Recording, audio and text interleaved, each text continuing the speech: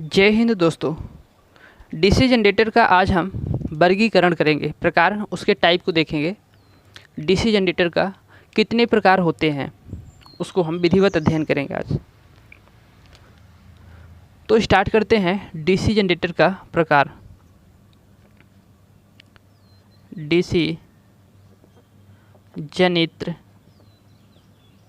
का प्रकार।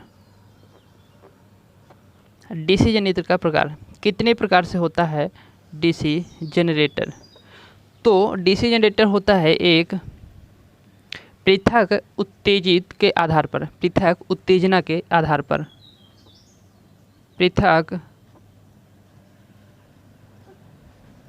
पृथक बोले या इसी को हम बोल सकते हैं बाह्य उत्तेजना, बाह्य उत्तेजना के आधार पर। और जो दूसरा है स्व उत्तेजना, स्व उत्तेजन या स्व उत्तेजित, स्व उत्तेजना, स्व उत्तेजना, स्व उत्तेजित जनित्र। उत्तेजित लिखें तो आधा सही, अधिक सही है। उत्तेजित, स्व उत्तेजित, स्व उत्तेजित और पृथक उत्तेजित जनित्र। तो ये दो प्रकार से होते हैं। अब जो स्व उत्तेजित जनित्र है इसको भी हम डिवाइड करते हैं। तो इसको हम डिवाइड करते हैं तो यह हमारे तीन प्रकार से बनते हैं। ये कितने प्रकार से बनते हैं? तीन प्रकार से।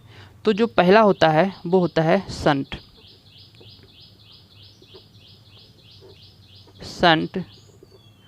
जनित्र। और जो दूसरा है सीरीज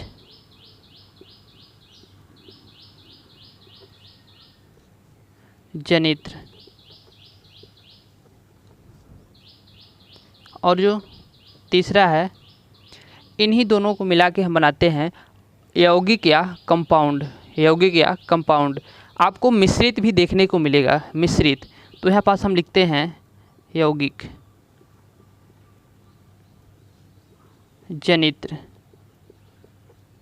यौगिक और जनित्र, यौगिक जनित्र। अब जो यौगिक जनित्र होता है तो इसको हम कनेक्शन करते हैं, तो वो अलग अलग दो अलग अलग प्रकार से इसको हम कनेक्शन करते हैं। तो उन कनेक्शन के आधार पर इनको फिर हम डिवाइड करते हैं। तो उन कनेक्शन के आधार पर जब हम डिवाइड करते हैं तो इसको हम कुछ इस प्रकार से दो चरणों में डिवाइड करते हैं। कितने चरणों में? दो चरणों में डिवाइड करते हैं। तो पहले का नाम है जो तो कम्युलेटिव कंपाउंड जनरेटर। और जो दूसरा होता है तो डिफरेंशियल कंपाउंड जनरेटर। इसको हम कंपाउंड, आपको इंग्लिश में इसे लिखें, इसको लिखे तो सेपरेटली इसको लिखते हैं, separately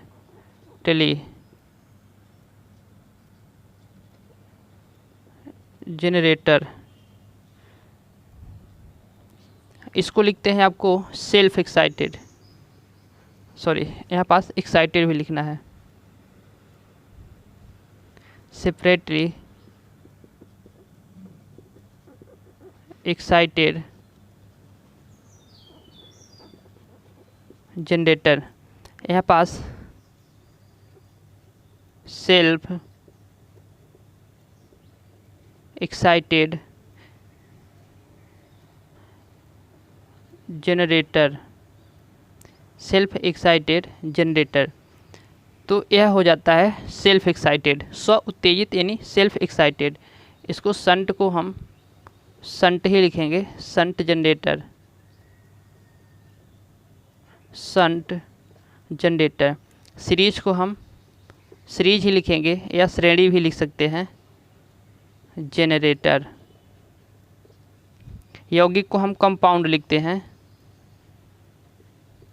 compound generator, compound generator. अब जो कंपाउंड होता है तो कंपाउंड को हम कनेक्शन के आधार पर दो तरीके से कनेक्शन करते हैं। तो एक होता है cumulative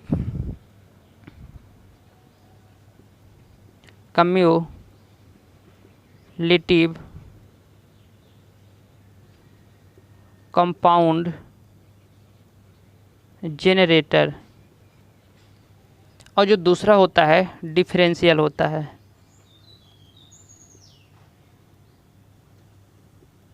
differential compound generator, differential compound generator. तो ये कनेक्शन के आधार पर इस प्रकार से हम क्लासिफिकेशन, इसका प्रकार वर्गीकरण इसका हम करते हैं। तो इसको आप नोट कर लीजिए। फिर इसके हम एक एक पार्ट को हम बहुत बहुत सुगम तरीके से समझते हैं, क्योंकि जो आपका जनित्र होता है तो आपका इतना ही पढ़ने पर पूरा क्वेश्चन इसके अंदर ही रहते हैं। इसको आप नोट कर लीजिए और फिर हम इसको स्टार्ट करते हैं। पृथक या बाह्य उत्तेजित जनरेटर जनित्र, फिर इसको हम क्रमशः आगे बढ़ते जाते हैं।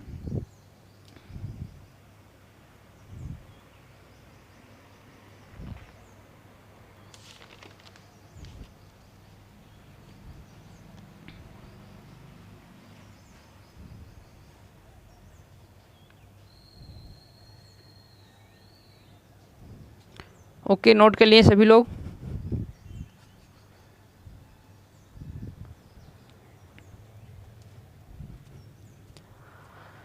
ओके, आप स्क्रीनशॉट ले सकते हैं या फिर नोट कर लिए होंगे। तो हम इसको आगे बढ़ाते हैं। अब इसको हम एक एक जनित्र को हम पढ़ते हैं कि कैसे इसमें क्या प्रोसेस होता है।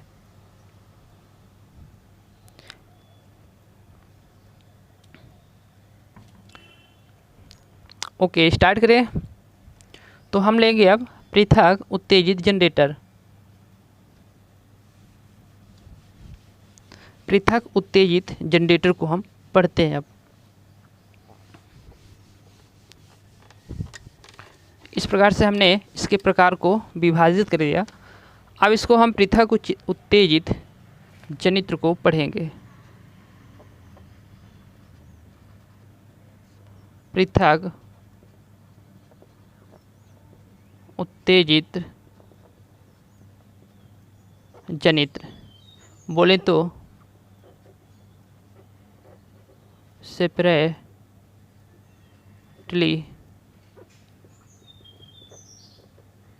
Excited generator.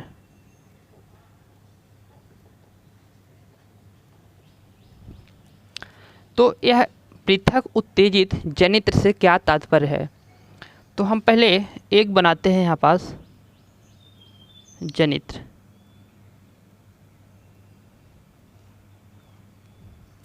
ये हो गया हमारा यहाँ पास आर्मेचर, ये हो गई कार्बन ब्रशेस। इस प्रकार से आर्मेचर से हमने क्या किया, दो वायर को निकाल लिया। यहाँ पास जो हमको मिलेगी टर्मिनल वोल्टेज मिलेगी, और फिर टर्मिनल वोल्टेज से हम क्या करते हैं, लोड को लगा देते हैं। लोड को हम वेरिएबल लगाते हैं, जिसको हम RL से दर्शाते हैं। यह होता है हमारा फील्ड क्षेत्र। क्या होती है? यह फील्ड कुंडली है, फील्ड कॉइल। फील्ड कॉइल कहें तो क्षेत्र कुंडली, क्षेत्र कुंडली। तो फील्ड कॉइल है क्षेत्र कुंडली। अब यहाँ से हम क्या करते हैं, इस फील्ड कॉइल को हम यहाँ पास प्रतिरोध लगा दिए। प्रतिरोध लगा के हम यहाँ पास एक स्विच को लगाते हैं, और स्विच के लगाने के बाद फिर हम क्या करते हैं, सप्लाई देते हैं। तो इस प्रकार से हमने जनरेटर के जो फील्ड होते हैं तो उसको हमने क्षेत्र कुंडली को क्या किया, सप्लाई दे दिया। इसको हम कुछ इस प्रकार से समझते हैं, जो हमने डायग्राम बना के समझा था उसके आधार पर हम समझते हैं। तो ये हो गया हमारा आर्मेचर, और इस प्रकार से हो गए आर्मेचर कंडक्टर। बीच में हमने शाफ्ट बनाया था। अब शाफ्ट के या आर्मेचर के इस प्रकार से ऊपर हमने पोल बना दिया। इस प्रकार से हमने पोल बना दिया। ये हो गए हमारे पोल। अब इस पोल में क्या होती है, पोल में हम बाइंडिंग करते हैं। बाइंडिंग मतलब इस कुंडली को, फील्ड कुंडली को हमने इस पोल में इस प्रकार से रख दिया और यहाँ पास भी हमने रख दिया। तो इस प्रकार से हमने बाइंडिंग करने का तरीका बताए थे, शुरू में बताए थे कि इसको कैसे रखते हैं। अब इसमें क्या किया हमने, सप्लाई देना हम क्या करेंगे, प्रारंभ करेंगे। इसमें हम सप्लाई देना प्रारंभ करेंगे, मतलब वोल्टेज इसमें हम देना प्रारंभ करेंगे। तो वोल्टेज जो हमारी रहेगी पोल में वो हमेशा रहेगी डीसी। डीसी क्यों रहेगी, हम यहाँ पोल में हमेशा डीसी सप्लाई ही देंगे, इसको परमानेंट मैग्नेट बनाने, मतलब इसको एक अस्थाई चुंबक बनाने के लिए। अस्थाई चुंबक बनाने के लिए हम कौन सी सप्लाई देंगे, डीसी सप्लाई देंगे। अस्थाई मतलब जब तक इसमें हम सप्लाई देंगे तब तक ही इसमें मैग्नेट रहेगा, तब तक ही मैग्नेट बनेगा इसमें। ये नहीं कि एक बार हम सप्लाई दे दिए तो कंटिन्यू। अस्थाई का मतलब ये नहीं, यहाँ पास जब तक हम सप्लाई देंगे तभी तक यहाँ पास मैग्नेट बनेगा। तो सप्लाई देने पर यहाँ पास एक एन ध्रुव बनेगा और दूसरा एस ध्रुव बनेगा। तो बात यह है कि हम यहाँ पास डीसी सप्लाई ही क्यों देते हैं, एसी सप्लाई क्यों नहीं देते हम। तो एसी सप्लाई में आप जानते हैं कि प्रति सेकंड क्या होता है, उसके ध्रुव चेंज होते रहते हैं, ध्रुव चेंज होते रहते हैं। तो यहाँ पास हमको एक एन चाहिए पोल और एक एस चाहिए पोल। ऐसा नहीं चाहिए कि हमको एक बार यहाँ पास एस एक बार एन या एक बार एस एक बार एन। तो एसी सप्लाई देने पर हमारा क्या होगा, उसकी ध्रुवता पोलैरिटी उसकी चेंज होती रहेगी। तो हमको वहाँ एसी सप्लाई देंगे तो हमारा वो एक अस्थाई चुंबक, एक जो स्टेबिलिटी है तो चुंबक की वो नहीं बन पाएगी, एक बार चेंज होता रहेगा, चेंज होता रहेगा। इस प्रकार से हमारा जनित्र EMF उत्पन्न करके नहीं दे पाएगा जैसा हमको चाहिए। तो इसीलिए हम एसी सप्लाई नहीं देते, डीसी सप्लाई देते हैं, क्योंकि यहाँ पास उसकी एसी सप्लाई में पोलैरिटी चेंज होती रहती है प्रति सेकंड। तो हमको यहाँ पास डीसी सप्लाई ही ज़रूरी होता है देना। डीसी सप्लाई हमने दिया तो यहाँ पास इस डायग्राम से समझते हैं। इसमें हमको यदि धारा निकालना हो, जब हम इसमें सप्लाई को क्या करेंगे, अभी हमने सप्लाई इसमें नहीं दिया क्योंकि यहाँ पास स्विच क्या है, बंद है, स्विच बंद है। यहाँ पास अभी हम इस जनित्र के जो आर्मेचर है, इस जनित्र के आर्मेचर को हम यहाँ पास क्या करते हैं, पीएम करते हैं। पीएम मतलब प्राइम मूवर, प्राइम मूवर से क्या करते हैं, घुमाते हैं। आप ध्यान रखिए यहाँ पास स्विच अभी क्या है, ओपन है। ओपन मतलब बंद है, किसी प्रकार से हमने अभी यहाँ पास सप्लाई नहीं जाने दिया। कुछ क्षण के लिए मानते हैं कि सप्लाई अभी नहीं जा रही। अब इसको हम आर्मेचर को प्राइम मूवर से घुमाना प्रारंभ करते हैं। तो इसके आर्मेचर में क्या EMF उत्पन्न होगी, नहीं होगी, क्योंकि जब तक चुंबक हमारे यहाँ पास नहीं बनेंगे, हम अभी यहाँ पास स्विच को बंद कर दिया हूँ, तो यहाँ पास जो हमारी कॉइल है तो कॉइल में हमारी सप्लाई नहीं जा रही। तो सप्लाई यहाँ पास अभी क्या है, सप्लाई अभी धारा जो है तो जीरो है। तो अभी यहाँ पास हमारा चुंबक बनना प्रारंभ नहीं हुआ है। क्यों, क्योंकि हमने अभी स्विच को बंद कर रखा हूँ। अब स्विच को बंद कर दिया, अब इसको हम प्राइम मूवर की सहायता से घुमाते हैं, आर्मेचर को हम प्राइम मूवर की सहायता से घुमाते हैं। तो यह क्या, आर्मेचर कंडक्टर EMF को चुंबकीय बल रेखाओं को, चुंबकीय फ्लक्स को क्या काटेगा, नहीं काटेगा, क्योंकि यहाँ पास हमने अभी सप्लाई नहीं दिया। तो नहीं काटेगा तो हमारी EMF उत्पन्न नहीं होगी। तो आपको ये बात सीधी समझ में आ गई होगी को आर्मेचर को चाहे हम जितना स्पीड से घुमाएं, कितना क्यों भी ना घुमा लें, जब तक इसके चुंबक नहीं बनेंगे, पोल नहीं बनेंगे, सप्लाई नहीं देंगे तो उसमें EMF उत्पन्न नहीं होगा। ओके, अब इसमें हम क्या करते हैं, धीरे से सप्लाई देना चालू करते हैं। तो इस स्विच को हम यहाँ पास क्लोज कर दिया। क्लोज मतलब एक क्लोज परिपथ हो गया, एक बंद परिपथ हो गया। मतलब यहाँ पास सप्लाई क्या हुई, यहाँ पास सप्लाई चालू हो गई। तो फिर इसमें धारा भी प्रवाहित होगी। तो यहाँ पास हो गई धारा प्रवाहित। धारा यहाँ पास ये क्या है, फील्ड है। तो धारा यहाँ पास जो होगी IF होगी। F मतलब फील्ड। तो यहाँ पास अब धारा प्रवाहित होगी। तो धारा प्रवाहित होगी। अब यहाँ पास हमने क्या किया, सप्लाई को चालू कर दिया। तो यहाँ पास चुंबक बनना हमारा क्या हो गया, प्रारंभ हो गया। एक N ध्रुव बना और एक S ध्रुव बना। तो इस N और S ध्रुव में किसी जब आर्मेचर कंडक्टर को घुमाएंगे तो फिर उसमें क्या होगी, प्राइम मूवर की सहायता से हम घुमाएंगे तो उसमें EMF उत्पन्न होगी। तो इस प्रकार से अब यहाँ पास EMF उत्पन्न होने लगेगी। तो फिर हमारा यहाँ पृथक उत्तेजित का क्या तात्पर्य था, तो जो हमने यहाँ से बाहर से सप्लाई दिया, कहाँ, क्षेत्र कुंडली में, तो इसका अर्थ यही है कि हमने यहाँ पास क्या, बाहर से जो सप्लाई दिया उसी को हम बोलेंगे पृथक। पृथक सेपरेट मतलब अलग से सप्लाई दिया, तो उसी को हम बोलेंगे क्या, पृथक उत्तेजित जनित्र। तो इसमें पृथक उत्तेजित शब्द का यही है तात्पर्य यहाँ पास कि हमने सप्लाई जो दिया तो वो बाहर से दिया। तो इस प्रकार के जनित्र को हम मान लीजिए कहीं हम दूर दराज जगह पर ले जाएं तो हमको बाहर से सप्लाई देने की भी ज़रूरत पड़ेगी। तो ऐसे जनरेटर को हम कहाँ ले जाएंगे, कहाँ उपयोग करेंगे, तो जहाँ हमको ऐसे स्थान पर यूज़ करना है इसका कि जहाँ हमको सप्लाई आसानी से मिल जाए। जैसे हमको बहुत दूर ले जाना है, जहाँ हमको डीसी सप्लाई है ही नहीं, तो फिर वहाँ ले जाने से क्या मतलब। तो पास में जहाँ हमको प्रयोगशालाओं में इसका हम यूज कर सकते हैं। किस तरीके से कि हम जो प्राइम मूवर में क्या देंगे, सप्लाई देंगे, सॉरी प्राइम मूवर में नहीं, फील्ड में जो हम सप्लाई देंगे। तो फील्ड में जो हम सप्लाई देंगे तो जितना हम इसमें क्या करेंगे, धारा देंगे, उतनी ही हमारी क्या बनेगी, ईएमएफ बनेगी। चूँकि जो हमारी फ्लक्स होती है यहाँ पास वो कितनी होगी, जितनी हम धारा देंगे उतनी ही फ्लक्स बनेगी, उतनी ही फ्लक्स को काटेगी तो उतनी ही क्या होगी, हमारी ईएमएफ उत्पन्न होगी।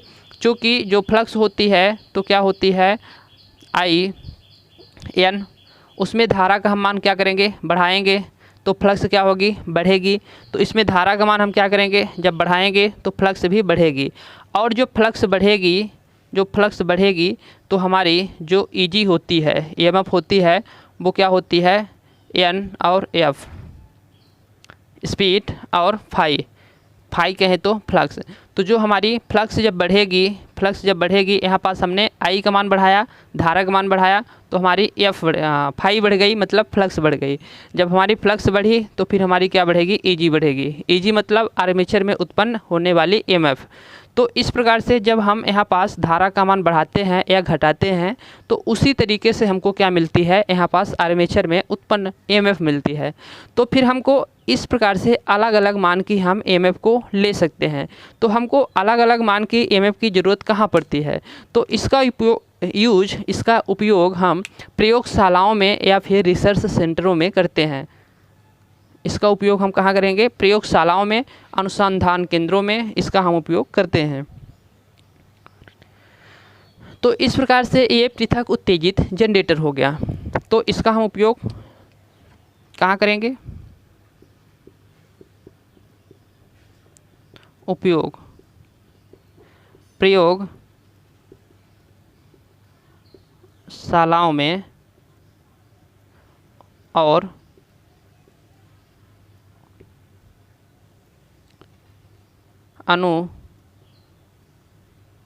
अनुसंधान केंद्र, प्रयोगशालाओं में या फिर अनुसंधान केंद्रों में करेंगे। तो इसका उपयोग इस प्रकार से पूछ लिया जाता है कि कौन से जनरेटर का हम उपयोग करते हैं प्रयोगशालाओं में, अनुसंधान केंद्रों में। उनका भी करते हैं, लेकिन पर्सनली तौर पर आपको ऑप्शन में है तो पहले प्राथमिकता इन ऑप्शनों पे मिलनी चाहिए। ओके, इतनी चीज़ समझ में आ गई होगी। अब इसमें क्या होता है, धारा प्रवाहित होगी। तो इसके फील्ड में हमने क्या धारा प्रवाहित करा दिया, उत्पन्न होगी क्या, ईएमएफ उत्पन्न होगी। तो इस आर्मेचर का कुछ होगा क्या, प्रतिरोध, क्या होगा, आर्मेचर का प्रतिरोध। ए से क्या हो गया, आर्मेचर, आर से हो गया आर्मेचर का प्रतिरोध। और इसी आर्मेचर में क्या उत्पन्न होगी, ईएमएफ उत्पन्न होगी, मतलब ईजी। जी से हो गया जनरेटर, ई से हो गया ईएमएफ। तो इसी आर्मेचर में ईएमएफ उत्पन्न होगी। जब हमने ईएमएफ उत्पन्न होगी, अब हमने क्या किया, लोड को यहाँ पास संयोजित कर दिया। लोड को संयोजित करने पर इसमें क्या होगी, हमारी धारा प्रवाहित होगी। धारा कौन सी प्रवाहित होगी, आई एल धारा प्रवाहित होगी। एल से हो गया लोड, आई से हो गई यहाँ की धारा, तो आई एल हमारी यहाँ पास धारा प्रवाहित होगी। तो इस प्रकार से हम लोड की यदि धारा निकालना चाहे तो निकाल सकते हैं, और हम फील्ड की भी धारा निकालना चाहे तो निकाल सकते हैं। तो हमारी जो उत्पन्न होगी ईएमएफ, तो उत्पन्न ईएमएफ का मान क्या होता है, कम होता। उत्पन्न ईएमएफ का मान जितना होगा उससे कहीं कम होगी हमारी जो टर्मिनल वोल्टेज मिलेगी। टर्मिनल वोल्टेज जो मिलती है इसका मान कम क्यों होता है और ईजी का मान अधिक क्यों होता है, उसको हम आगे डिफाइन करते हैं। तो इस प्रकार से हम यदि लोड की धारा निकालना चाहे तो आई बराबर हम लिखते हैं V बटे क्या लिखते हैं, आर। तो आर यहाँ पास कौन सी है, आर्मेचर का प्रतिरोध। इसी प्रकार से हम इसकी भी धारा फील्ड की भी निकालना चाहे तो निकाल सकते हैं। तो यहाँ पास हम देख रहे हैं कि जो इसके समांतर में इसकी वोल्टेज जो है तो क्या है, एक दूसरे के समांतर में है। तो जो यहाँ पास वोल्टेज मिलेगी, जो यहाँ पास वोल्टेज मिलेगी वो यहाँ पास वोल्टेज नहीं मिलेगी, क्योंकि ये तो हम बाहर से दिए हैं, ये तो उत्पन्न की वोल्टेज है। तो इसके अंदर जो वोल्टेज होगी वो वोल्टेज को लेंगे, और इसका जो प्रतिरोध होगा, यहाँ पास क्या प्रतिरोध है, यहाँ पास बाइंडिंग लगी है, तो इस बाइंडिंग का भी क्या होगा, प्रतिरोध होगा। तो इसको हम इस प्रकार से प्रतिरोध ले लेंगे। तो इसका भी हम धारा निकाल सकते हैं और इसकी भी क्या कर सकते हैं, धारा निकाल सकते हैं। इसकी वोल्टेज अलग होगी और इसकी वोल्टेज अलग होगी, क्योंकि इसकी वोल्टेज को तो हमने दिया हो जो वह वोल्टेज होगी, और ये तो जो जनित्र उत्पन्न करके देगा तो वो वोल्टेज होगी। तो यहाँ पास इन दोनों की वोल्टेज अलग होगी। एक ही वोल्टेज का वैल्यू रख देंगे इसमें भी, तो हमारा आंसर गलत आएगा।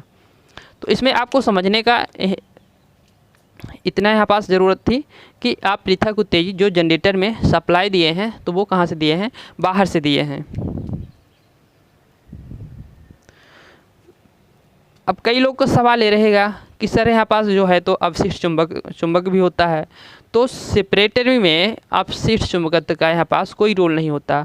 इसमें अवशिष्ट चुंबकत्व की कोई आवश्यकता नहीं है, बिल्कुल इसमें आवश्यकता नहीं है। यहाँ पास जो पृथक उत्तेजित जनित्र है तो इसमें अवशिष्ट चुंबकत्व रेजिडुअल मैग्नेट की कोई यहाँ पास आवश्यकता नहीं है, कोई ज़रूरत नहीं है।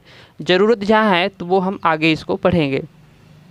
तो इसको आप नोट डाउन करना चाहें तो कर सकते हैं, नहीं तो फिर हम आगे बढ़ते हैं। अब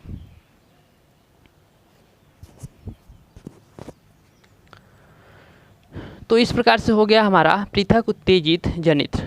अब हम पढ़ते हैं पृथक उत्तेजित जनित्र के बाद जो हम दूसरे डिवाइड किए थे तो स्व उत्तेजित जनित्र था। तो स्व उत्तेजित जनित्र को अब हम समझेंगे।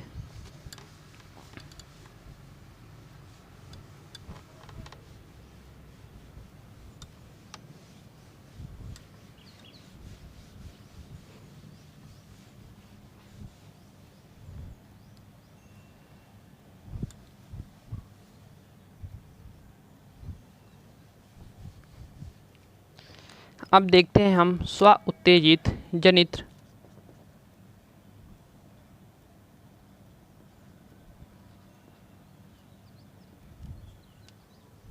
Self excited generator. Self excited generator, तो यहाँ पास सेल्फ एक्साइटेड जनरेटर से क्या तात्पर्य है, तो ये हमने क्या कर लिया, ये हमने फील्ड बाइंडिंग लगा दिया, और यहाँ पास क्या लगाया था, मैं आर्मेचर लगाया था। तो इस प्रकार से हमारी आर्मेचर हो गई। अब यहाँ पास मैं क्या करता हूँ, इसको हम कुछ इस प्रकार से बनाते हैं।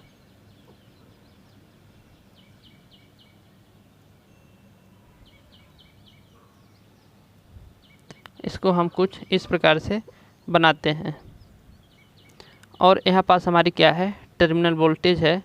यहाँ पास हम लोड को लगा सकते हैं, चाहे तो उसमें भी वेरिएबल। ओके, अब यहाँ पास क्या हो गई, ये फील्ड वाइंडिंग हो गई, क्षेत्र कुंडली हो गई, ये हो गई फील्ड कॉइल या फील्ड वाइंडिंग। Field binding. तो इस प्रकार से जो हमने जनित्र बनाया, यहाँ पास क्या किया, पोल को लगा दिया,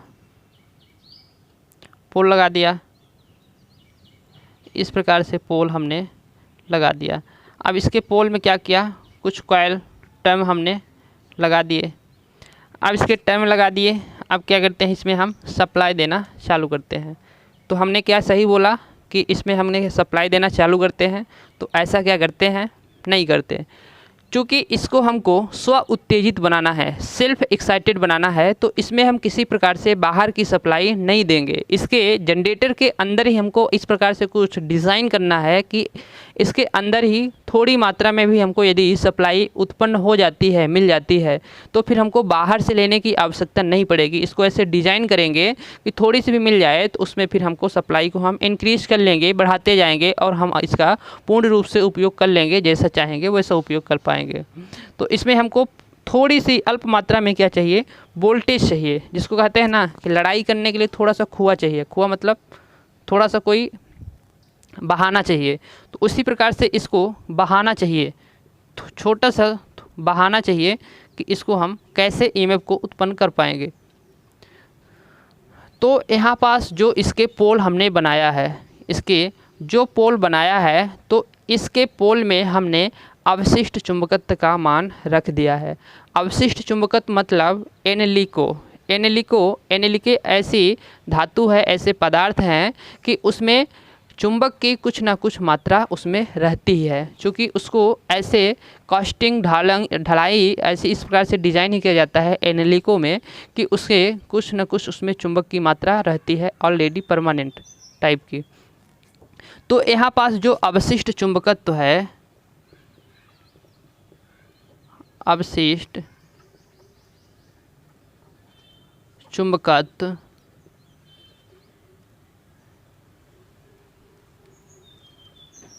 रेजिडुअल मैग्नेट, तो यहाँ पास हमने रेजिडुअल मैग्नेट रख दिया। तो इसके पोल में क्या रहेगा, चुंबक अवशिष्ट चुंबकत्व रहेगा, अवशिष्ट चुंबकत्व रहेगा, रेजिडुअल मैग्नेट रहेगा।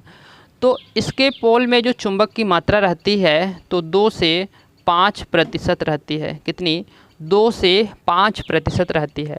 हम कुछ क्षण के लिए मानते हैं कि जो हमने इससे पहले पृथक उत्तेजित जनरेटर पढ़ा था, तो उसमें जो सप्लाई दिया था या फिर जो उत्पन्न हुई होगी ईएमएफ, तो उसमें 200 वोल्ट के आसपास हमने सप्लाई दिए होंगे, या तो फिर कह सकते हैं कि उसमें जो उत्पन्न हुई होगी ईएमएफ तो 200 वोल्ट के आसपास रही होगी। तो यदि हम 200 वोल्ट इसमें क्या करते हैं, उत्पन्न ईएमएफ का मान हम 200 रखते हैं, 200 वोल्ट रखते हैं, तो 200 वोल्ट रखते हैं, तो उसका 2 से 5% 200 वोल्ट का हम निकालें तो 4 से 10 वोल्ट आ जाएगी। 2 से 5% हम क्या रखते हैं, अवशिष्ट चुंबकत्व की मात्रा रखते हैं। अवशिष्ट चुंबकत्व को यदि हम वोल्टेज में करें तो उसका यदि मान लेते हैं 200 वोल्ट, चूँकि जो सप्लाई घरों में भी आती है जो हमको देना होता है तो ज़्यादातर 200 वोल्ट के आसपास रहती है, 230, 240, 200 वोल्ट हम एक क्रॉस मान लेते हैं। तो उसका 200 वोल्ट का हम इसमें 200 वोल्ट, तो इसमें हम कहें तो 4 से 10 वोल्ट, तो इसमें हम 4 से 10 वोल्ट क्या करते हैं, ऑलरेडी इसके जो पोल हैं तो यहाँ से हम क्या ले लेते हैं, 4 से 10 वोल्ट हम ऐसे डिज़ाइन ही करते हैं कि 4 से 10 वोल्ट हमको यहाँ पास अवेलेबल रहती है। तो इसके जो पोल हैं, तो पोल हमारी क्या है, ये फील्ड है, फील्ड है, यही तो फील्ड है ना, यही तो पोल है।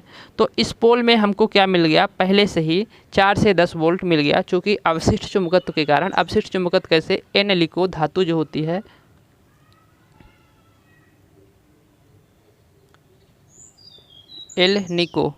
एल्निको मतलब एल्युमिनियम, एल्युमिनियम और निकिल और कोबाल्ट, एल्युमिनियम निकिल कोबाल्ट, इसको एल्निको पढ़ते हैं।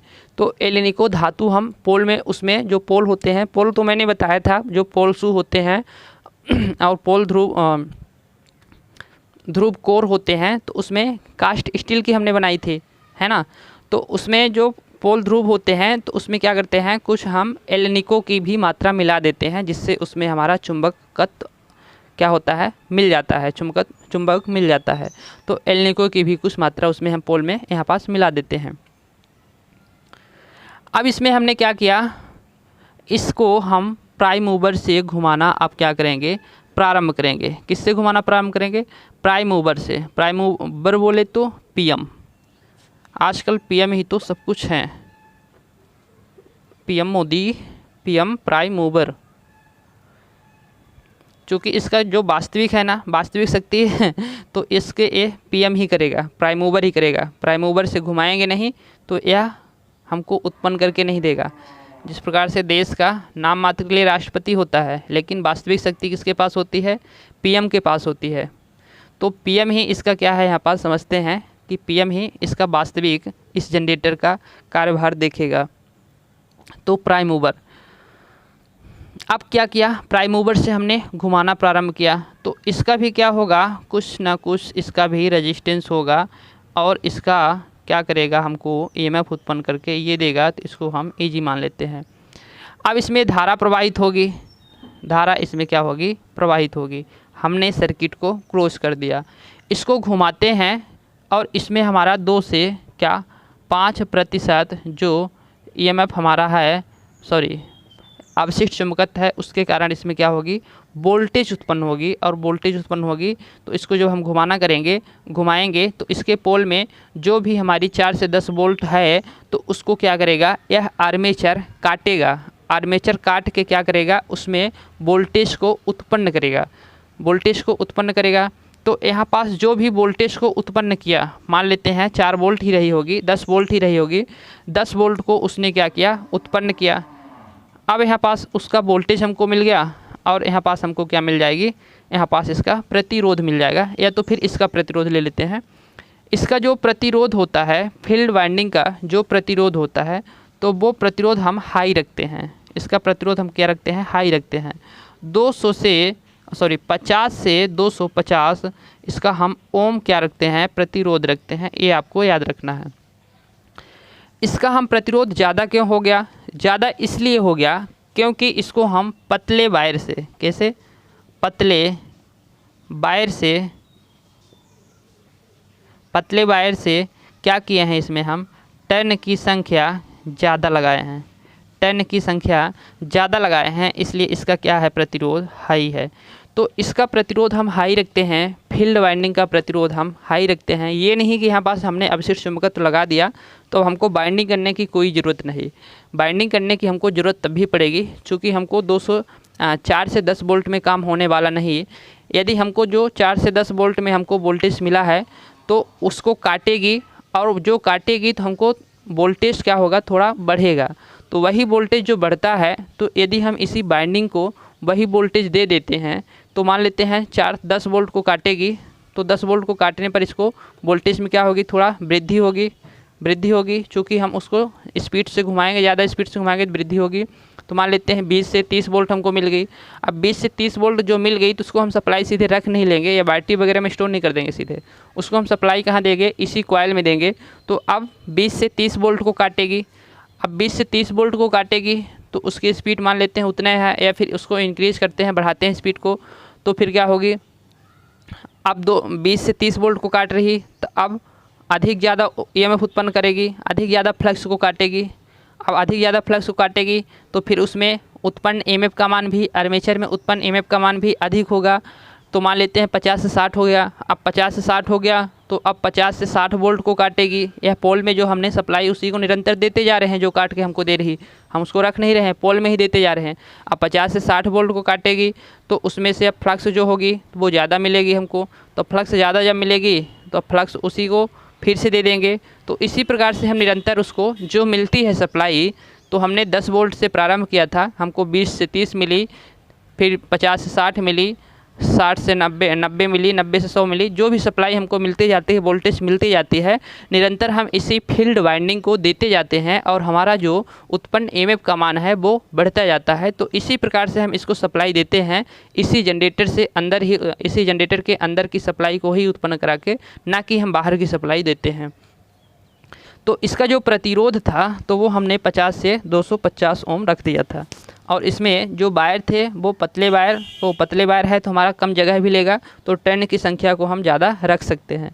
तो टर्न की संख्या को हम क्या करते हैं, ज़्यादा रखते हैं, इसीलिए इसका प्रतिरोध क्या हो जाता है, ज़्यादा हो जाता है। लेकिन आर्मेचर का इतना प्रतिरोध नहीं होता है, आर्मेचर का इतना प्रतिरोध नहीं होता है, आर्मेचर का प्रतिरोध कम होता है, आर्मेचर का प्रतिरोध कम होगा। तो अब क्या होगी, आर्मेचर में यहाँ पास धारा प्रवाहित होगी। आर्मेचर में जब हमारी ईएमएफ उत्पन्न हो गई और इसका भी क्या है, प्रतिरोध है, ईएमएफ मतलब वोल्टेज हमको मिल गया और इसका भी प्रतिरोध है, इसका भी प्रतिरोध है, तो धारा तो प्रवाहित होगी ही। तो यहाँ पास क्या होती है, धारा प्रवाहित होगी। तो यहाँ पास जो धारा प्रवाहित होगी तो इसको हम आर्मेचर में हो रही तो IA लिखते हैं। और इसमें धारा जो है तो आर्मेचर से जो निकल के आएगी वो कुछ लोड की ओर आएगी और कुछ कहाँ, इस बाइंडिंग में जाएगी, इस बाइंडिंग में आएगी तो धारा यहाँ पास क्या हो जाएगी, डिवाइड हो जाएगी। तो यहाँ पास जो धारा हमको मिलती है तो यह इसको हम ले लेते हैं फील्ड बाइंडिंग, इसको हम फील्ड बाइंडिंग ले लेते हैं। और इसको जो हम धारा इधर कुछ मिल रही तो इसको हम आई एल ले लेते हैं। तो जो हमारी टोटल धारा होगी वो हमारी धारा होगी आई ए बराबर I F plus I L होगी। चूँकि जो आई ए धारा है तो दोनों धाराओं का क्या होती है, योग होती है। चूँकि यही धारा दो भागों में डिवाइड हो गई, अब इस धारा को निकालने के लिए दोनों को हमको जोड़ना पड़ेगा तब तो निकलेगा ना। तो इस प्रकार से हमारी धारा यहाँ पास निकल जाएगी। तो दोनों की हम धारा निकाल सकते हैं, लोड धारा भी और यहाँ पास फील्ड धारा भी हम निकाल सकते हैं।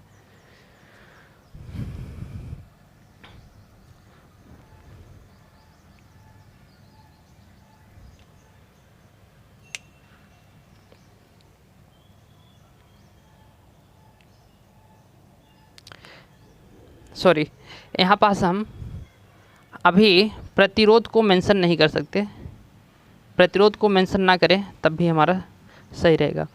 चूँकि स्व उत्तेजित हमारा बताने का तात्पर्य था कि इसमें जो सप्लाई देते हैं तो इसके अंदर ही देते हैं, इसको प्रतिरोध को अभी मेंशन नहीं करते हैं कि कितना होता है। मेंशन करेंगे जब कोई पर्सनल जनित्र के बारे में पढ़ते हैं तब उसको हम मेंशन करेंगे कि किसका कितना होता है। लेकिन ये पूरा ट्रू है, पूरा सत्य है कि इसमें इतना ये चीज़ें होती हैं। अभी हम प्रतिरोध बस को मेंशन नहीं करते इसमें। तो इस प्रकार से स्व उत्तेजित जो जनरेटर होते हैं तो इसमें बाहर से सप्लाई नहीं देते और अंदर के सप्लाई से ही काम ले लेते हैं और हमारा जनित्र काम करता है। अब इसमें हम स्व उत्तेजित जनित्र में हमने डिवाइड किया था शंट सीरीज कंपाउंड। तो अब हम शंट जनित्र को पढ़ते हैं कि शंट जनित्र से क्या तात्पर्य है, शंट जनित्र का यहाँ पास क्या रोल है।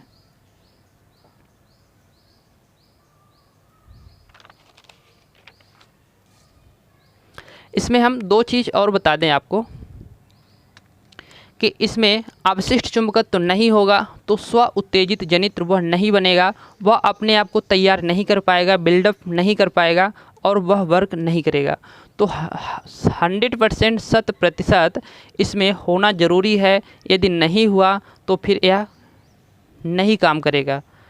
100% का मतलब यह नहीं कि ये 100% हो जाए, मेरा मतलब यह है कि इसमें रखना ज़रूरी ही है, 2 से 5% रखना ज़रूरी ही है, तभी ये अपने को बिल्डअप कर पाएगा, तैयार कर पाएगा और यह क्या करेगा, ईएमएफ उत्पन्न करके देगा। लेकिन आप सोचते होंगे कि इसको तो हम निरंतर स्पीड को घुमाते जाएं, जब तक घुमाते जाएं तो ये बढ़ता जाएगा, लेकिन ये इतना भी नहीं बढ़ता। बीएच वक्र में आपको बताया गया है, एक बीएच वक्र में संतृप्त एक सैचुरेशन की स्थिति होती है। तो इस कॉइल में जितनी क्षमता है इसको फ्लक्स उत्पन्न करने की, तो हम जब तक घुमाएंगे तो उतने ही इसमें फ्लक्स उत्पन्न करेगा। ये नहीं कि हम 200 वोल्ट यह उत्पन्न करने की इसकी मैक्सिमम क्षमता है, मैक्सिमम क्षमता है। और जब 200 वोल्ट कब उत्पन्न कर रहा, जब हम मान लेते हैं कि 500 आरपीएम पर हम घुमा रहे हैं। अब सोचें हम कि इसको हम यदि 600 आरपीएम घुमा दें तो इसकी वोल्टेज क्या होगी, बढ़ जाएगी। जो भी बढ़ जाए 200 से ज़्यादा हो जाएगी, 220 30 हो जाएगी। तो यदि इस कॉइल की क्या एक अवस्था होती है, एक सैचुरेट होने की अवस्था होती है, एक संतृप्त होने की अवस्था होती है, यदि उस अवस्था पे आ गई है तो फिर इसको आप कितना भी स्पीड क्यों ना घुमाएं, इसके जनित्र को, उसके जनित्र में अब उससे ज़्यादा ईएमएफ उत्पन्न नहीं होगा। वो 200 वोल्ट है तो मैक्सिमम 200 वोल्ट है तो फिर वह 200 वोल्ट ही रहेगी। तो इसमें एक आती है अवस्था संतृप्त की, सैचुरेट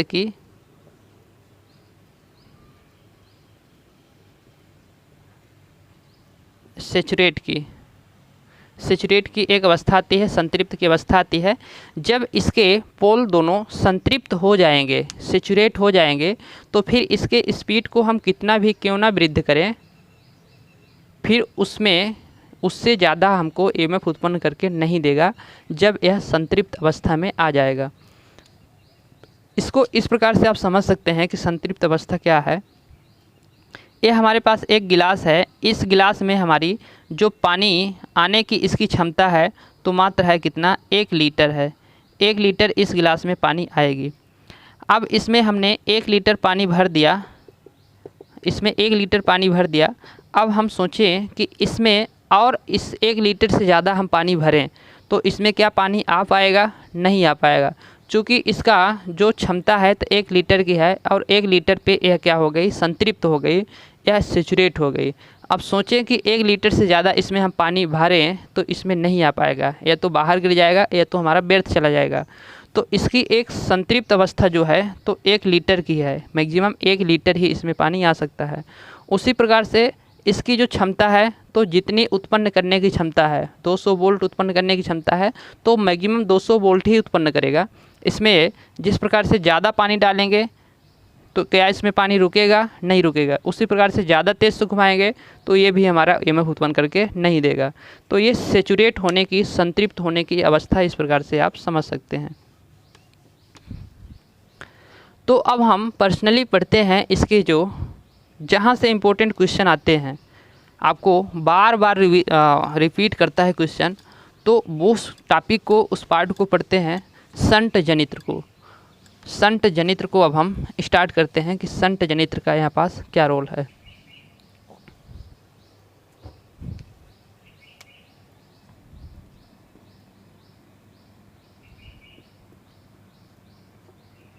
संट जनित्र,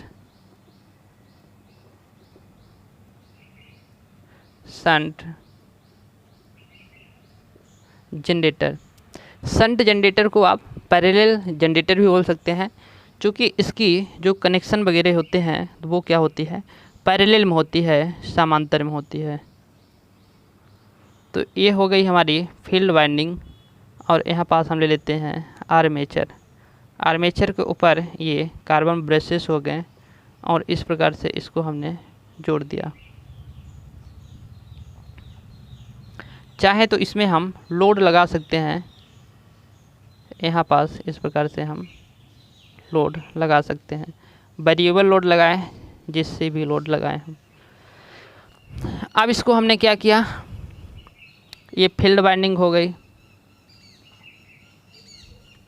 फील्ड वाइंडिंग, कौन सी field winding? Shunt field winding.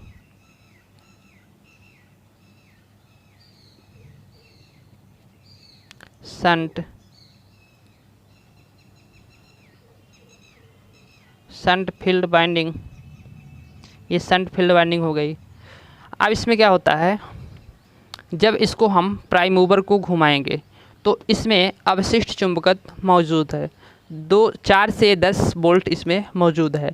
तो आर्मेचर को घुमाने पर इसमें 4 से 10 वोल्ट को क्या करेगा? काटेगा और उत्पन्न करके देगा। तो उत्पन्न करके जो देगा तो इसकी जो उत्पन्न होगी तो इसी आर्मेचर के टर्मिनल में भी, आर्मेचर के टर्मिनल में ही इसकी जो इसके आर्मेचर में उत्पन्न होगी ईएमएफ ईजी प्रेरित होगी, सॉरी प्रेरित नहीं, जो इसमें उत्पन्न होगी तो वह इसके आर्मेचर के टर्मिनल में ही आएगी। तो इस आर्मेचर के टर्मिनल में आएगी तो इसके जस्ट समांतर में लगेगी हमारी क्या? Field winding. फील्ड वाइंडिंग कौन सी? Shunt field winding. तो इसमें जो भी वोल्टेज को काटेगी वह वोल्टेज सीधे कहाँ आएगी? हमारी फील्ड वाइंडिंग में आएगी। तो अभी 4 से 10 वोल्ट को काट रही थी, अब उसी 4 से 10 वोल्ट को यहाँ पास सप्लाई 4 से 10 वोल्ट क्या मिलेगी? फील्ड में मिलेगी वोल्टेज। तो अब 4 से 10 वोल्ट को काटेगी, 4 से 10 वोल्ट को जब काटेगी तो उसमें वोल्टेज की क्या होगी? वृद्धि होगी। तो वोल्टेज की जो वृद्धि होगी तो फिर उस वोल्टेज को काटेगी, तो उस वोल्टेज को काटने पर फिर से इसमें क्या होगी? वृद्धि होगी। तो इसी प्रकार से यह वृद्धि करती जाती है तब तक जब तक यह सैचुरेट नहीं हो जाती, संतृप्त नहीं हो जाती, तब तक यह जनरेटर क्या करता है? वोल्टेज को फील्ड में वोल्टेज को देता है और वोल्टेज को बढ़ाता रहता है, ईएमएफ को बढ़ाता रहता है। तो आपको याद रखने की बात यहाँ पास ये है कि जो यहाँ पास संट फील्ड वाइंडिंग का प्रतिरोध है वो होता है आपका 50 से 2 से 50 ओम होता है। 50 से 2 से 50 ओम होता है। इसका प्रतिरोध हाई रखा जाता है, उच्च रखा जाता है, ज़्यादा रखा जाता है। तो इसका प्रतिरोध ज़्यादा क्यों होता है? क्योंकि इसको हमने पतले वायर से क्या किया है? इसको डिज़ाइन किया है हमने, इसको हमने पतले वायर से डिज़ाइन किया है। और यहाँ पास टर्न की संख्या हमने क्या रखी है? टर्न की संख्या भी अधिक रखी है, टर्न की संख्या भी इसमें अधिक रखी है। तो टर्न की संख्या हमने अधिक और प्रतिरोध इसका ज़्यादा, और इसमें पतला वायर क्यों यूज़ किए फिर हमने, तो इसको समांतर में सीधे ही क्या मिलेगी, वोल्टेज मिलेगी। तो इसमें एक टाइम ऐसा आएगा कि जब पूर्ण रूप से यह वोल्टेज का निर्माण कर लेगा तो इसको सीधे ही वोल्टेज मिलेगी। सीधे ही वोल्टेज मिलेगी तो इसमें यदि कम प्रतिरोध रहा तो वो तो सट्टे से सुलग जाएगा, मतलब जल जाएगा। तो इसको फिर हमको ज़्यादा प्रतिरोध रखना पड़ेगा। तो प्रतिरोध इसको हम ज़्यादा इसीलिए रखते हैं क्योंकि इसके समांतर में है, तो इसको डायरेक्टली वोल्टेज मिलती है। यदि कम प्रतिरोध रहा तो यह जल सकता है। तो इसके आर्मेचर में जो उत्पन्न होगी EMF, तो EMF उत्पन्न हो गई तो इसमें क्या होगी, प्रतिरोध है, तो प्रतिरोध है तो फिर धारा प्रवाहित होगी। तो धारा जो प्रवाहित होगी तो यहाँ पास आई ये धारा प्रवाहित होगी, जैसे अभी हमने बताया था। तो यही धारा हमारी कहाँ आएगी, यही धारा हमारी यहाँ आएगी, फील्ड में आएगी। तो इसको हम IS बोलेंगे, शंट बोलेंगे, शंट धारा। और यही धारा हमारी कहाँ जाएगी, कुछ लोड में जाएगी। यही धारा हमारी कुछ IL हो जाएगी। तो इसकी जो धारा है, इसकी धारा है, यदि लोड प्रतिरोध का मान हम क्या करते हैं, लोड का मान हम यदि बढ़ाते हैं, लोड का मान बढ़ाएंगे तो फिर धारा यहाँ से क्या होगी, धारा अधिक आएगी कि कम आएगी। तो यहाँ पास लोड प्रतिरोध को बढ़ाने पर प्रतिरोध का मान क्या होगा, कम होगा। तो जैसे ही हम इसके समांतर में प्रतिरोध को क्या करते हैं, बढ़ाते हैं, इस प्रकार से हम समांतर में इसके प्रतिरोध को हम बढ़ाते हैं। तो हम जानते हैं कि यदि प्रतिरोध को बढ़ाएंगे तो धारा को प्रवाहित होने के लिए अभी एक ही रास्ता था, अब हमको 2 रास्ता मिल गए, 3 रास्ता मिल गए, मतलब इसमें प्रतिरोध का मान कम हो गया, लोड प्रतिरोध का मान कम हो गया। तो इसमें से लोड प्रतिरोध का मान कम हो गया तो धारा ज़्यादा प्रवाहित होगी कि कम प्रवाहित होगी, तो धारा ज़्यादा प्रवाहित होगी। ऐसे समझ सकते हैं कि यदि हम धारा को मान को क्या करते हैं, यहाँ पास V/T क्या होता है, R होता है। R कौन सा है, प्रतिरोध कौन सा है, लोड प्रतिरोध है। ठीक है, यहाँ पास जो धारा आ रही वो IL है और यहाँ पास जो लोड है वो RL है। और जो इसमें वोल्टेज हमको मिल रही है, यहाँ पास वोल्टेज क्या है, V है। चूँकि EMF उत्पन्न करके दे रहा है तो इसमें हमको वोल्टेज यहाँ पास मिल रही है। तो हमने बोला कि इसके लोड प्रतिरोध के मान को क्या करते हैं, बढ़ा दिए। पहले 1 रखे, फिर 2 रखे, फिर 3 रखे, हम बढ़ाते जाते हैं निरंतर। तो लोड के मान को हम यदि बढ़ाते हैं तो इसकी जो धारा होगी तो क्या होगी, कम होगी।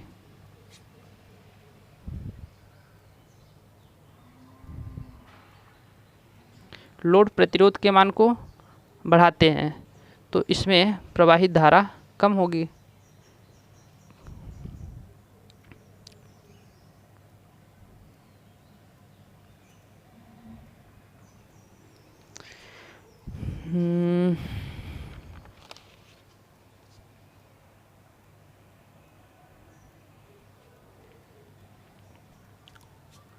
लोड प्रतिरोध के मान को बढ़ाएंगे तो इसमें प्रवाहित धारा का मान कम होगी। I = V/R। लोड के मान को बढ़ाएंगे तो प्रवाहित धारा का मान कम होगी।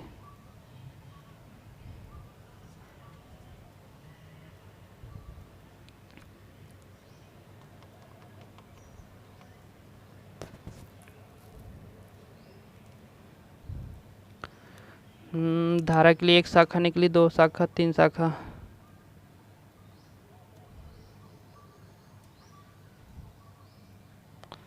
लोड प्रतिरोध के मान को बढ़ाने पर IL का मान कम होना चाहिए।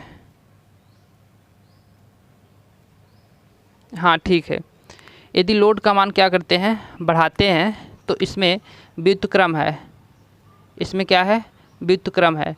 तो व्युत्क्रम है, यदि लोड प्रतिरोध का मान बढ़ाते हैं तो फिर धारा IL, लोड करंट क्या होगी, कम होगी। लोड करंट क्या होगी, कम होगी। तो यहाँ पास यदि लोड को बढ़ा देते हैं तो यहाँ पास क्या हो जाएगी, करंट कम हो जाएगी। और इसका प्रतिरोध कितना है, 50 से 250 ओम है, मतलब प्रतिरोध इसका हाई है। तो इसमें जो आर्मेचर निकलने वाली आर्मेचर धारा है, आर्मेचर करंट है, तो वो उस पर डिपेंड करेगी। यदि लोड का मान इधर ज़्यादा है, लोड का मान इधर ज़्यादा है तो फिर इधर नहीं जाएगी। जो जिधर इसको प्रतिरोध कम मिलेगा, जिधर इसको प्रतिरोध कम मिलेगा उधर ही इसकी धारा क्या होगी, कम होगी। तो यहाँ पास तो प्रतिरोध का मान कम ही है। छोटा सा डाउट है।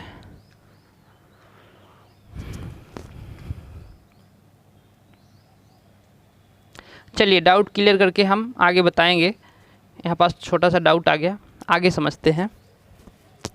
तो यह जो आर्मेचर धारा होगी तो वो जिधर का प्रतिरोध क्या होगा, कम होगा। प्रतिरोध कम होगी तो धारा उधर क्या होगी, ज़्यादा प्रवाहित होगी। तो जिधर प्रतिरोध का मान कम होगा धारा उधर साइड ही प्रवाहित होगी। तो कुल मिला के जो आर्मेचर की धारा है उसको यदि हमको निकालना पड़ेगा आर्मेचर की धारा, तो लोड धारा और फील्ड धारा, शंट धारा, इन दोनों धाराओं के योग को हम पहले जोड़ेंगे तो फिर हमारी क्या निकल आएगी, आर्मेचर की धारा निकल आएगी। तो यहाँ पास हमको आर्मेचर की धारा निकालने के लिए, आर्मेचर की धारा निकालने के लिए हमको I L plus I S H ये हमको करना पड़ेगा। तो फिर हमको आई एल का हमको धारा कैसे मिलेगी, तो आई एल की धारा हमको मिलेगी ऐसे कि हमको इसका वोल्टेज चाहिए और क्या चाहिए, हमको इसका प्रतिरोध चाहिए। तो वोल्टेज हमको यहाँ पास जो मिलेगा तो वोल्टेज मिल जाएगा, और इसका जो प्रतिरोध होगा, यहाँ पास जो प्रतिरोध होंगे पूरे, इसको भी हम मिटा देते हैं, हटा देते हैं।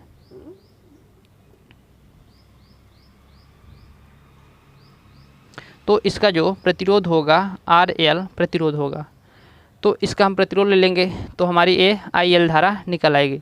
अब आई एस धारा निकालना है तो इसमें जो हमको वोल्टेज तो समांतर में जितनी वोल्टेज इसको मिलेगी उतनी वोल्टेज यहाँ पास भी मिलेगी, तो हमको वोल्टेज समान मिलेगी। अब इसका प्रतिरोध अलग हो सकता है और इसका प्रतिरोध अलग हो सकता है, तो इसकी जो भी प्रतिरोध होगी तो इसको हम लिखेंगे आर एस एच। तो आर एस एच क्या हो गई, शंट का प्रतिरोध हो गया। तो शंट की हम धारा को निकालेंगे और लोड की धारा को निकाल के हम आर्मेचर की धारा को निकाल सकते हैं। आर्मेचर की धारा हमको निकालना जरूरी इसलिए होगा क्योंकि क्वेश्चन में यदि नहीं देता आर्मेचर धारा डायरेक्टली, यदि हमको बोलता है ये लोड की धारा हो गई, या फिर बोलता है कि ये फील्ड की हमारी वोल्टेज है, फील्ड को वोल्टेज इतना मिल रही और फील्ड का प्रतिरोध इतना है, तो फिर हमको आर्मेचर धारा हमको डायरेक्टली निकाल के नहीं दिया रहता और इसका लोड का धारा दे देता है। एक का धारा दे देगा, इसका बस दे दिया धारा, ये धारा दे दिया, सॉरी ये वाला हमको धारा दे दिया, बोल देता है कि 50 ओम है और 50 एम्पियर है। अब इसकी धारा नहीं, इसके फील्ड का हमको वोल्टेज तो जो मिल रही वही वोल्टेज देगा, और इसका प्रतिरोध दे दिया, वोल्टेज और प्रतिरोध दे दिया। तो फिर इस फार्मूले से हम, ओम के नियम वाला फार्मूला हर जगह लागू होता है, तो इस फार्मूले से हम क्या करेंगे, पहले इसका मान निकाल लेंगे, आई शंट का मान निकाल लेंगे, और फिर आई शंट का मान हम ये डायरेक्टली नहीं देता तो हमको इस प्रकार से निकाल के हम यहाँ रख सकते हैं जो भी देगा, और फिर इसको हम आई ए का मान हमको मिल जाएगा। तो इसलिए यह फार्मूला यहाँ पास इस धारा निकालना जरूरी होता है।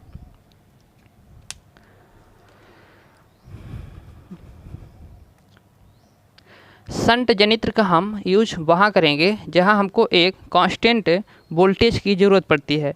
जहाँ हमको एक कांस्टेंट वोल्टेज की ज़रूरत पड़ती है वहाँ हम शंट जनित्र का यूज करते हैं। शंट जनित्र में भी या जो ईएमएफ है, अवशिष्ट चुंबकत्व है, उसका होना ज़रूरी है। यदि अवशिष्ट चुंबकत्व नहीं रहता तो फिर वह बिल्डअप नहीं कर पाएगा अपने आप को, और उसके साथ साथ इसमें जो सैचुरेट संतृप्त होने की स्थिति है तो यह भी फॉलो करता है, इसमें भी एक संतृप्त होने की स्थिति होती है। तो यहाँ पास इसको हम लिख लेते हैं कि ये क्या क्या पूरी चीज़ें हैं। तो ईजी जो है, ईजी आर्मेचर में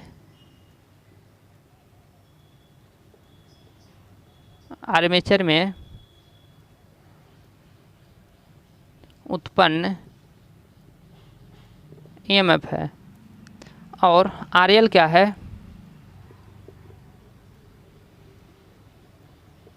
लोड प्रतिरोध है, जिसकी यूनिट ओम के साथ लिख सकते हैं। भी वोल्टेज है, कौन सी वोल्टेज है,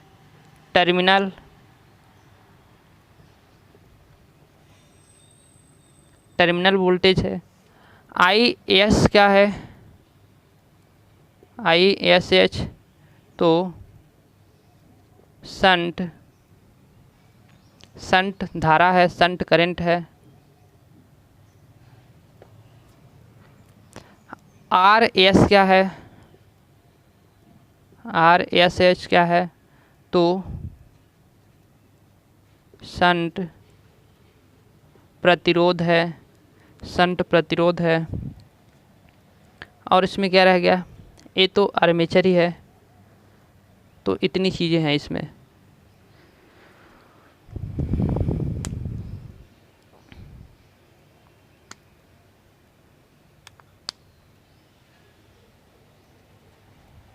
इसकी हम पावर निकालना चाहे, यदि पावर कहें तो चूँकि जो हमारा यांत्रिक ऊर्जा को विद्युत ऊर्जा में जो परिवर्तित कर रहा है, ऊर्जा मतलब एनर्जी मतलब पावर, तो वह इसकी पावर कितनी होगी। तो आर्मेचर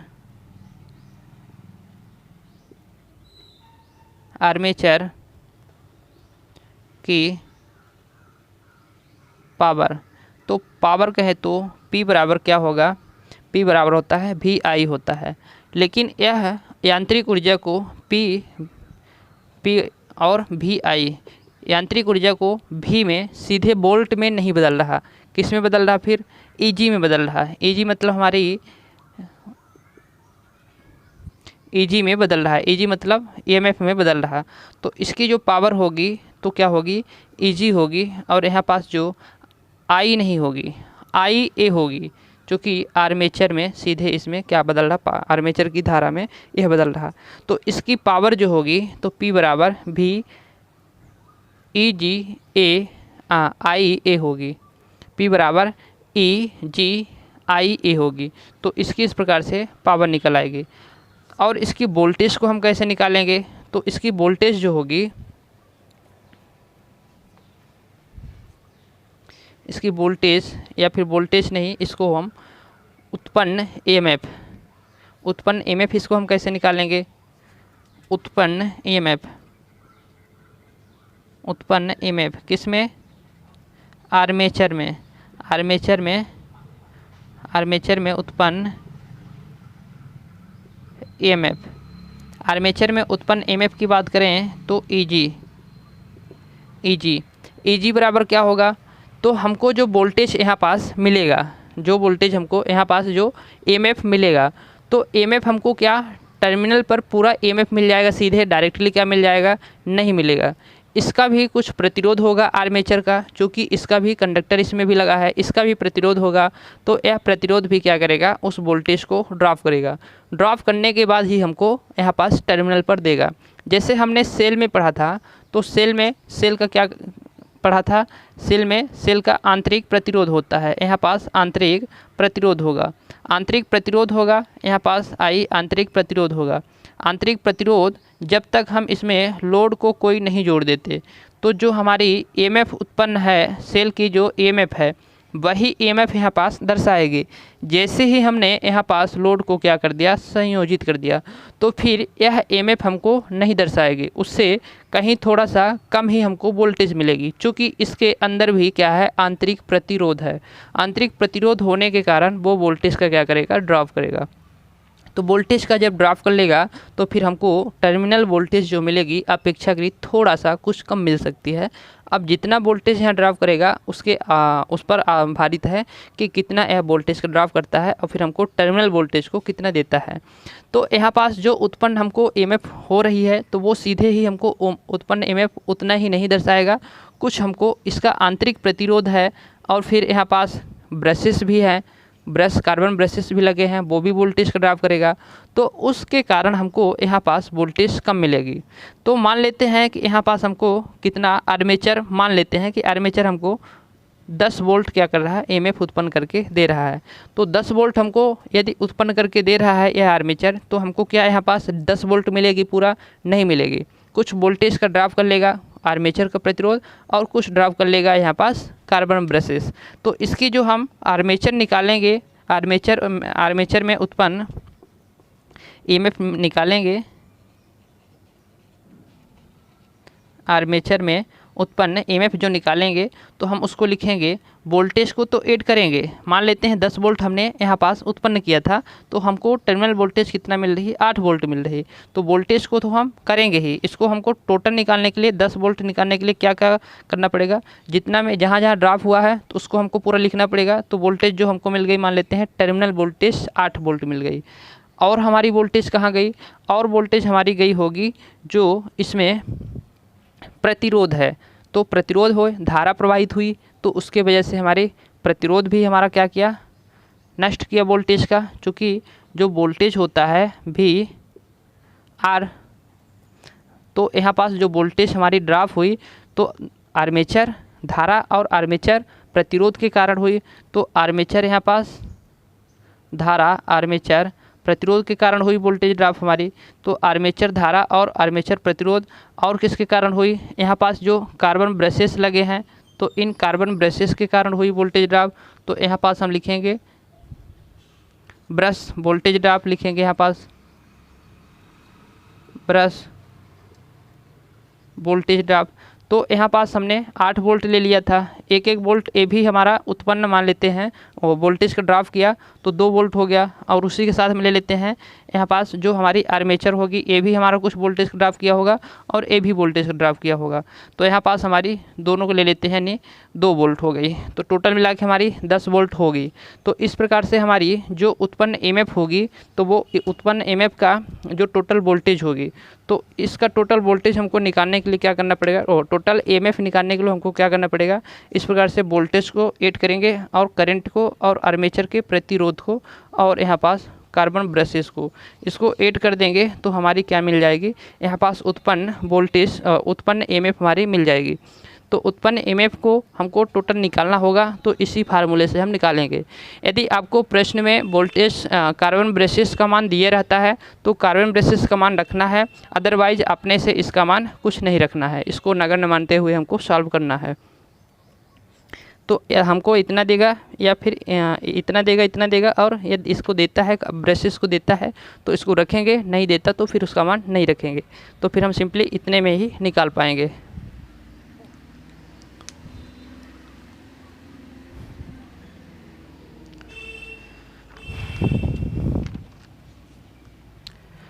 तो इस प्रकार से हमने आज पढ़ा शंट जनित्र। शंट जनित्र के बाद अब हम पढ़ेंगे सीरीज जनित्र। सीरीज जनित्र पढ़ेंगे और उसको नेक्स्ट वीडियो में हम लेके आने वाले हैं कि सीरीज जनित्र उसमें क्या क्या विशेषताएं होती है, क्या क्या चीज़ हमको देखने को मिलती है।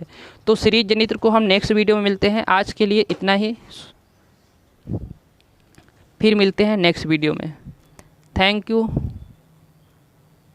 Good day, bye bye.